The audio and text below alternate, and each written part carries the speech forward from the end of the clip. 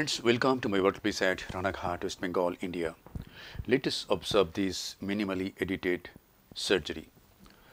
This is a cataract with grade 2 plus nuclear sclerosis. The pupil is mid-dilated and we have started the surgery. The main incision is at around 11 o'clock with a 2.8 millimeter steel keratome.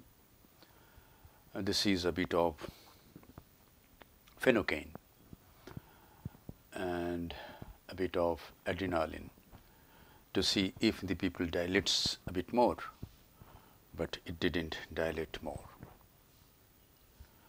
So the dilatation is about 5 millimeter and we have to manage with this. And if this dilatation is maintained, we will not require any pupil expansion device. This is a side port on the left side of the main incision, about 4 clock hours away from the main incisions, little more than 3 clock hours.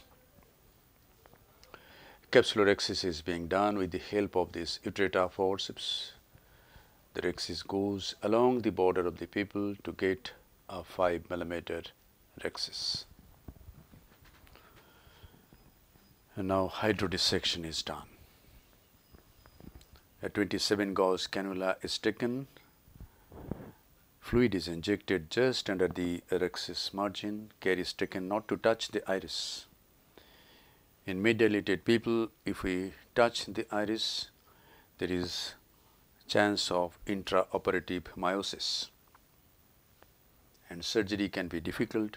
We may have to use pupil expansion device.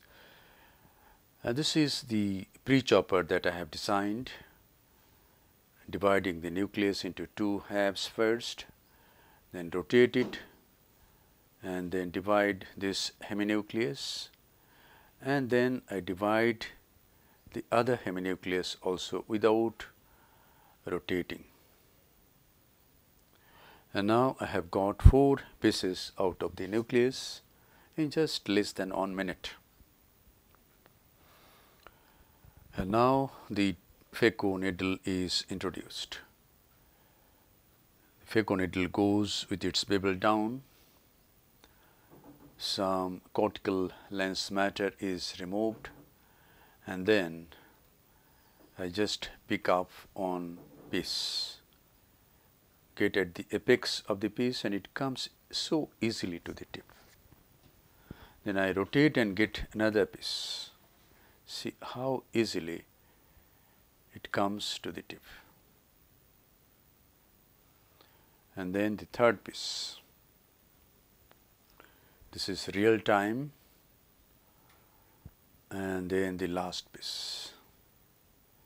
At this time, vacuum is reduced a bit.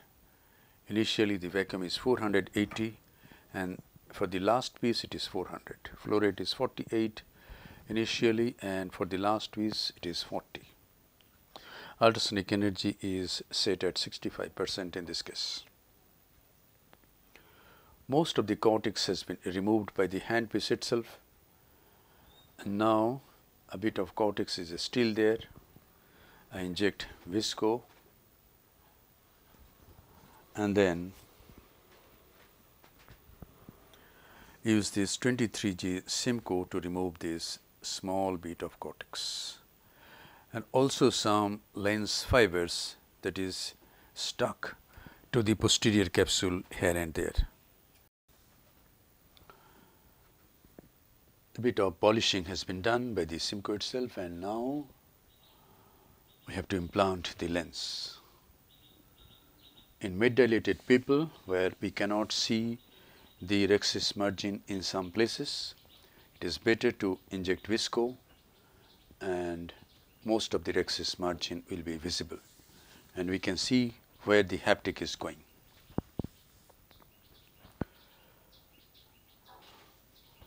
The lens selected in this case is CT Lucia from JIS, no financial interest.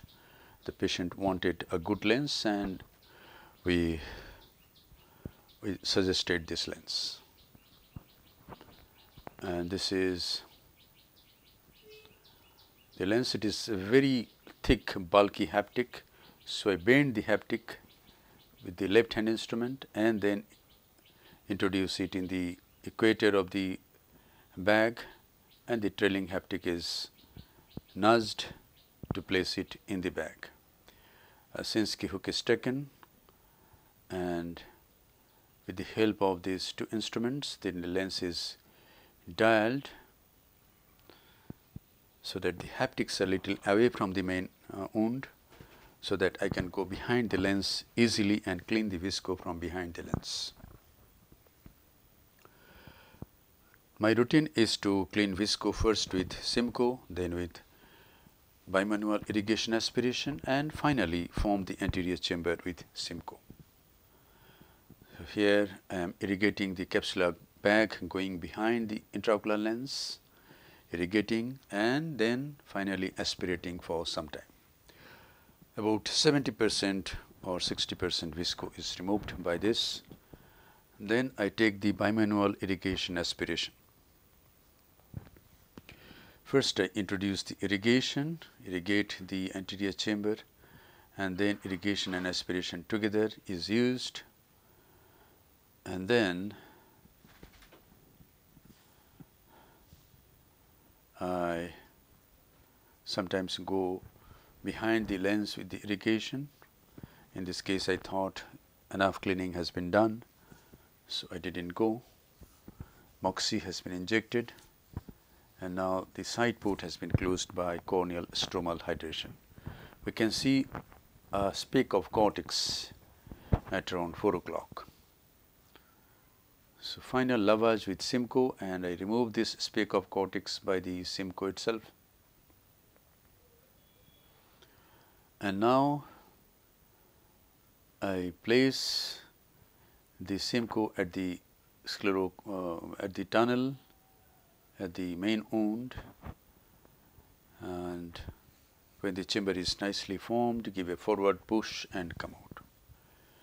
Most of the time the antechamber is nicely formed, there is no leakage from the main wound, so the main wound doesn't require hydration. Thank you very much for your attention. Hope this video will help you in developing your surgical skills.